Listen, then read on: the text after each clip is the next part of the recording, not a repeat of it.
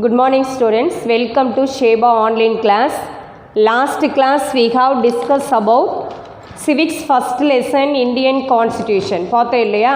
Today we are going to learn about the fundamental duties. Okay, பார்க்கலாங்களா? Listen carefully. What's the list of fundamental duties? The first one is here, the Article 51 declares it to be the duty of every citizen of India. ஒவ்வொரு சிட்டிசனுக்கும் என்ன இருக்குது, எப்படி நம்ம fundamental ரைட்ஸ்ன்னு சொல்கிறோமோ அதே போல் at the same way fundamental டியூட்டிஸும் இருக்குது. Okay, understand. Then first point is to abide by the constitution and the respect it deals and the institution, the national. So national flag, national anthem கம்பல்சரியாக என்ன பண்ணணும், நம்ம respect பண்ணணும்.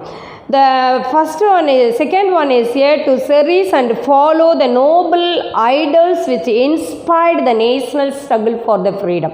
சுதந்திர போராட்ட வீரர்களுக்கு நாம் என்ன செய்யணும், மரியாதை செலுத்தணும். To uphold and protect the sovereignty, unity and integrity, இந்த இவைகளை எல்லாம் நம்ம பாதுகாக்கணும்.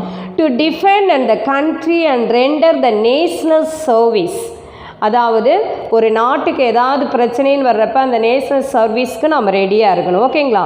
To promote harmony and the spirit of common brotherhood all the people of India. எல்லாம் இந்தியாவில் இருக்கிற ஒவ்வொருத்தருக்கும் இருக்கக்கூடிய அந்த உணர்வு என்னன்னு பார்த்தீங்கன்னா பிரதர்ஹுட், அதாவது சகோதரத்துவம்னு பார்க்குறோம். To value and preserve the rich heritage of our composite culture. நம்முடைய நாடு பார்த்திங்கன்னா மிக உயர்ந்த பாரம்பரியம், பண்பாடு, கலாச்சாரம் இவைகளை கொண்டதுன்னு பார்க்குறோம். The next one, to protect and improve the national environment, அதாவது சுற்றுப்புற சூழல் பாதுகாக்கணும்.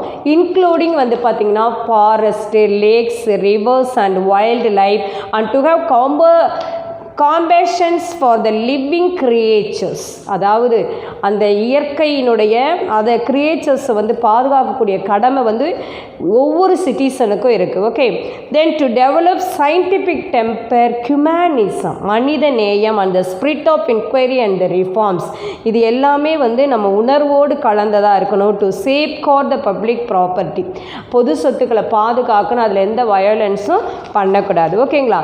தென் நெக்ஸ்ட்டு ஃபைனலாக பார்த்தீங்கன்னா to provide opportunities for education to a child or ward between the age of 6 and 14 years. 6 to 14 வயதுக்கு உட்பட்ட குழந்தைகளுக்கு கட்டாய கல்விங்கிறது கண்டிப்பாக கொடுத்தே ஆகும். நெக்ஸ்ட்டு பார்த்திங்கன்னா இதில் 86th constitutional amendment act 2002 it introduce the 11th fundamental டியூட்டின்னு சொல்லிட்டு ஆர்டிக்கல் 51 சொல்கிறாங்க. என்ன சொல்கிறாங்கன்னு பார்த்தீங்கன்னா, under which all citizens of India or parents shall provide the opportunities for education to the children between age of 6 and 14 years. அதாவது ஒவ்வொரு பேரண்ட்ஸும் அந்த சோசியல் சர்வீஸ் பண்ணுறவங்க இவங்கெல்லாம் கண்டிப்பாக அந்த குழந்தைகளுக்கு 6 to 14 வயசு வரை என்ன கொடுத்தே ஆகணும், கட்டாய கல்விங்கிறது கொடுத்தே ஆகணும்னு இந்த லாவிலேயே என்ன சொல்லப்பட்டிருக்குது. Okay, that is a list of fundamental டியூட்டிஸ்னு பார்க்குறோம். Next, center-state relation. What is a center-state relation? The Constitution of India, the federal in structure. நம்ம ஃபெட்ரல்னு பார்த்தீங்கன்னா சென்ட்ரல் ஸ்டேட் தான் ஃபெட்ரல்னு சொல்கிறோம் இல்லையா? It is divided all powers between the centre and state. இருக்கக்கூடிய அதிகாரம் எல்லாமே சென்டருக்கும் இருக்குது, ஸ்டேட்டுக்கும் இருக்குது. So the centre state relations can be studied under the 3 headings. இதை 3 ஹெட்டிங்கை பார்க்குறோம். த first one is a legislative relation. First one is a legislative relation. Then second one is a administrative relation. Third one is a financial relation. இதை நம்ம step by ஸ்டெப்பாக பார்க்கலாம். The legislative relation அப்படின்னு பார்த்தீங்கன்னா the union parliament has the power to legislate to the whole or any part of the territory of India. பொதுவாகவே இந்த legislative power வந்து பார்த்தீங்கன்னா இந்த யூனியன் பார்லிமெண்ட்டுக்கு வந்து அந்தந்த ஸ்டேட்டில் மட்டும் இல்லாமல் ஓவரால் இந்தியாவுடைய டெரிட்டரி எல்லாத்துலேயுமே வந்து அவங்களுக்கு ரைட்ஸ் வந்து இருக்குது. The seventh schedule of the constitution embodies 3 லிஸ்ட்டாக வந்து வெளியிடுறாங்க. அது பார்த்தீங்கன்னா the first one is a union list, state list, concurrent listன்னு பார்க்குறோம். Listen all of you. இது மெயினாக வந்து இந்த லெஜிஸ்லேட்டிவ் ரிலேஷன் வந்து 3 கேட்டகரியாக பிரிக்கிறாங்க. The first one is a union list, second one state list, third one is a concurrent லிஸ்ட்டுன்னு பார்க்குறோம். இதில் வந்து மெயினாக வந்து பார்த்திங்கன்னா இந்த யூனியன் லிஸ்ட்டில் வந்து 97 வந்து இருக்கும், ஸ்டேட் லிஸ்ட்டில் 66 இருக்கும், கன்கரண்ட் லிஸ்ட்டுன்னு எடுத்துக்கிட்டிங்கன்னா 47 இருக்கும். இது வந்து யூனியனுக்குரிய லிஸ்ட்டு, இது ஸ்டேட்டுக்குரிய லிஸ்ட்டு. இந்த கன்கரண்ட் லிஸ்ட்டுன்னு பார்த்தீங்கன்னா யூனியன் ஸ்டேட் இந்த ரெண்டுமே வந்து என்ன செய்யும் இதில் அடங்கும். தட் இஸ் த லெஜிஸ்லேட்டிவ் ரிலேஷன்ஸ்னு பார்க்குறோம். ஓகே ஸ்டூடெண்ட்ஸ், நெக்ஸ்ட் ஒன் வந்து பார்த்திங்கன்னா இதில் மெயினாக வந்து பார்த்திங்கன்னா அதாவது in case the conflict between the law of the state and the union of a subject in the concurrent list the law of the parliament prevails. இது இப்படி தனித்தனியாக ஸ்டேட்டுக்கு தனியாக யூனியன் பார்லிமெண்ட்டுக்கு தனியாக கொடுக்குறாங்க. ஆனால் பட் எ கன்கரண்ட் லிஸ்ட்டு மட்டும்தான் ஸ்டேட்டுக்கும் பொதுவாக இருக்கும், சென்ட்ரலுக்கும் பொதுவாக இருக்கும். Okay, then next one it is a administrative relation. அதாவது நிர்வாக உறவு முறைகள் வந்து எப்படி இருக்குன்னு பாருங்கள். The union has exclusive and executive power over the matters with respect to which parliament has exclusive power to make law and the exercise of its power conferred by any treaty of the agreement. சில நேரங்களில் வந்து பார்த்திங்கன்னா அதாவது union பார்லிமெண்ட்டில் வந்து அதாவது சில சட்டங்களை திருத்தக்கூடிய ரைட்ஸ் வந்து இருக்குதுன்னா அதை கன்ஃபார்ம் பண்ணுறதுக்கு அவங்க என்ன செய்யலாம், அந்த லா வந்து கன்ஃபார்ம் பண்ணுறதுக்கு ட்ரெட்டி மூலமாகவோ அக்ரிமெண்ட் மூலமாகவோ அதை வந்து என்ன செஞ்சுக்கலாம், சரி பண்ணிக்கலாம். ஓகேங்களா, தட் இஸ் அட்மினிஸ்ட்ரேட்டிவ் ரிலேஷன். இது யூனியன் பார்லிமெண்ட்டுக்கு மட்டும் இந்த ரைட்ஸ் வந்து இருக்குது. தென் third one is a financial relation. Financial relation எடுத்துட்டிங்கன்னா இதுக்கு ஆர்டிக்கல் என்ன சொல்கிறாங்க, 268லேருந்து 293 வரை 44ன்னு சொல்கிறாங்க. தட் இஸ் எ ஃபினான்சியல் ரிலேஷனுக்கான ஆர்டிகல்ஸ்ன்னு கொடுக்குறாங்க. இதில் என்ன சொல்கிறாங்க பாருங்கள், the centre and states are empowered by the constitution then impose and collect by the center and divided between the center and state based on the recommendation of the finance commission.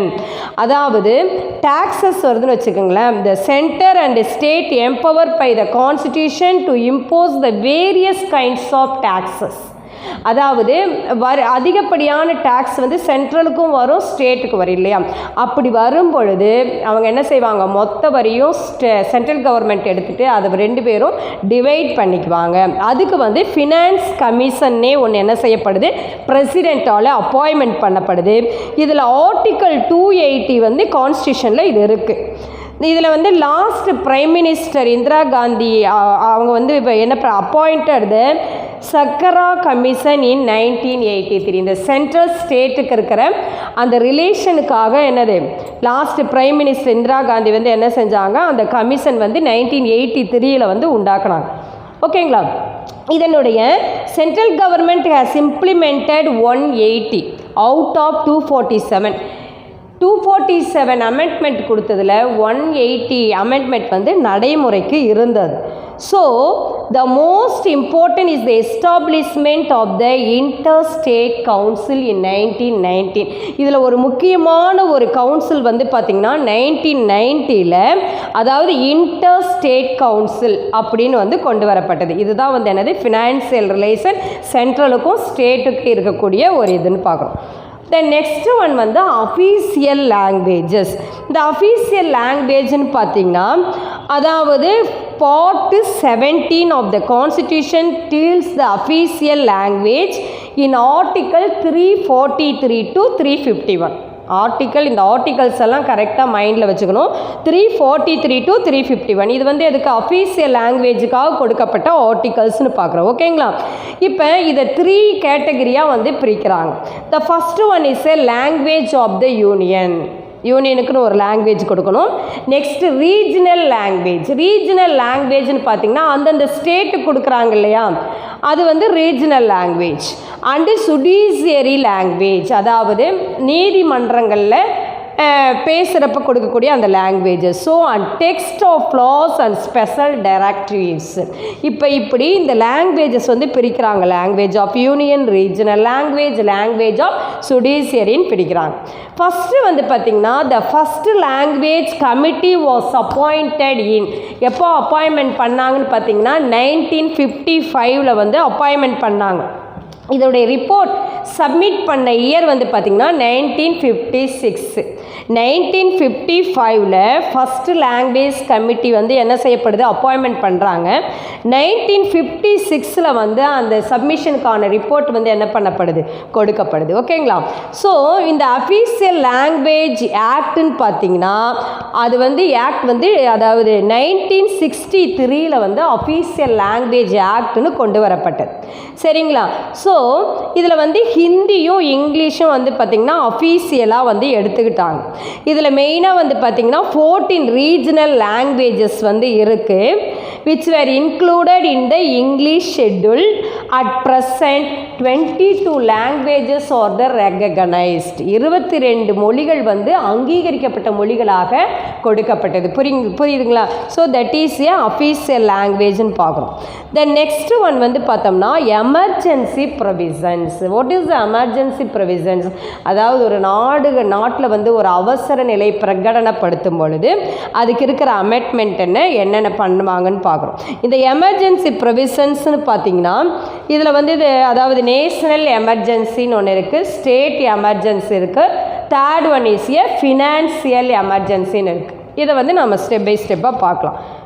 அதாவது first the central government has been vested with the extraordinary power to deal with conditions of the emergency. ஒரு எமர்ஜென்சிங்கிறப்ப அந்த central government என்ன செய்யும், தன்னுடைய extraordinary பவரை கூட அங்கே வந்து என்ன செய்யலாம், பிரகடனப்படுத்தலாம். இதை வந்து 3 டைப்ஸ் ஆஃப் எமர்ஜென்சின்னு சொல்லி கான்ஸ்டிடியூஷனில் கொடுக்குறாங்க.